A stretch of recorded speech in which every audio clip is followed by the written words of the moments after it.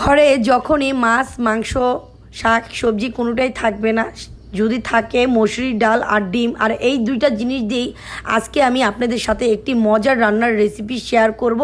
আর এই রেসিপিটা আশা করছি আপনাদের সবার কাছে খুবই ভালো লাগবে। তো সবাই কেমন আছেন? আশা করছি সবাই খুব ভালো আছেন। তো এখানে আমি পরিমাণ মতন মসুরির ডালটাকে নিয়ে নিচ্ছি, আর মসুরির ডালটাকে নিয়ে আমি এখন এটাকে ভালো মতন সময় নিয়ে পরিষ্কার করে ধুয়ে নেব। আর মসুরির ডালটা একটু ময়লা বেশি থাকে, যার কারণে এটাকে একটু ভালো মতন ধুয়ে নিলাম। তো যাই হোক, আমি ওখানে আরেক চুলায় ফ্রাই প্যান দিয়ে দিলাম, আর দিয়ে এখন আমি দিয়ে দিচ্ছি পরিমাণ মতন সয়াবিন তেল। আর এখন দিয়ে দেবো এখানে রসুন কুচি, কাঁচামরিচ কুচি, পেঁয়াজ কুচি। তো এইগুলো আমি এখন দিয়ে এটাকে একটু সময় নিয়ে ভালো মতন লাল করে ভেজে নেব। আর এই তো আমার ভাজাটা হয়ে গেছে। এখন আমি এখানে দিয়ে দেব মরিচের গুঁড়া, হলুদের গুঁড়া, ধনিয়ার গুঁড়া, আর দিয়ে দিচ্ছি স্বাদ মতন লবণ। আর এখন এটাকে আমি একটু সামান্য পানি দিয়ে ভালো মতন কষিয়ে নেব। আমার কষানোটা যে পর্যন্ত না হবে তো ওই পর্যন্ত আমি এটাকে সময় নিয়ে কষিয়ে নেব।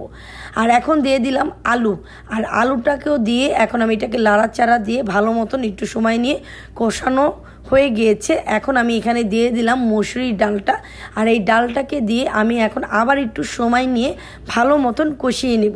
তো এই তো আমার কষানোটা কমপ্লিট হয়ে গেছে। এখন আমি এখানে দিয়ে দেব পরিমাণ মতন জিরা ফাঁকি। তো জিরা ফাঁকিটা আমি একটু আগেই দিয়ে দিলাম, কেন সবাই জানেন আমার হাজব্যান্ড জিরা ফাঁকি মোটেও পছন্দ করে না, যার কারণে আমি একটু সবসময় আগেই দিই।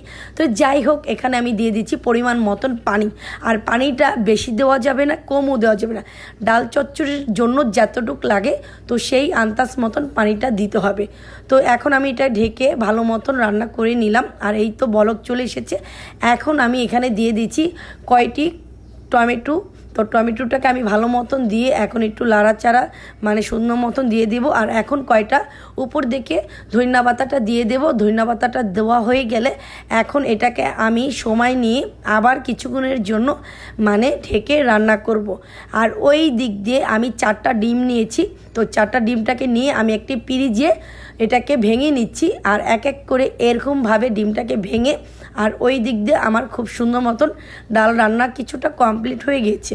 তো এখন আমি সেই ডিমগুলোকে এক এক করে ঠিক মাছের মতন আলতো হাতে ছেড়ে দেব। তো এখানে আমি ডিমগুলোকে দিয়ে দিচ্ছি। আর এখন 4টা ডিম দেওয়া হয়ে গেলে এখন আমি হাতে অল্প একটু লবণ নিয়ে আর এই ডিমের উপরে দিয়ে আমি কিছুটা লবণ ছিটিয়ে দেব, জানি লবণটার স্বাদ এটার ভিতর পুরোপুরি চলে যায়। তো এটা দেওয়া হয়ে গেছে। এখন আমি আবার কিছুক্ষণের জন্য ধনিয়া পাতাটা দিয়ে দিলাম। আর ধনিয়া পাতা দিয়ে আমি এখন এটাকে কিছুক্ষণের জন্য আবার ঢেকে রান্না করব। তো এই তো ঢেকে দিলাম। আর এই তো মাশাআল্লাহ আমার ডিম দিয়ে মসুরির ডাল আর আলু দিয়ে সুন্দর একটি মজাদার রান্নার রেসিপি করে নিলাম। আর এই রান্নার রেসিপিটা আপনাদের কাছে কেমন লাগলো সেটা আমাকে অবশ্যই কমেন্টে জানাবেন। আর এই রান্নার রেসিপিটা যদি আপনাদের কাছে ভালো যদি লেগে থাকে তাহলে বাসায় আপনার একবার হলো এটা ট্রাই করতে পারেন। তো আশা করছি ভিডিওটা আপনাদের সবার কাছে খুবই ভালো লেগেছে। আর মাশাআল্লাহ কালারটা কিন্তু অসাধারণ এসেছে একটি কালার। তো সবাই সুস্থ থাকবেন, ভালো থাকবেন। আল্লাহ হাফেজ।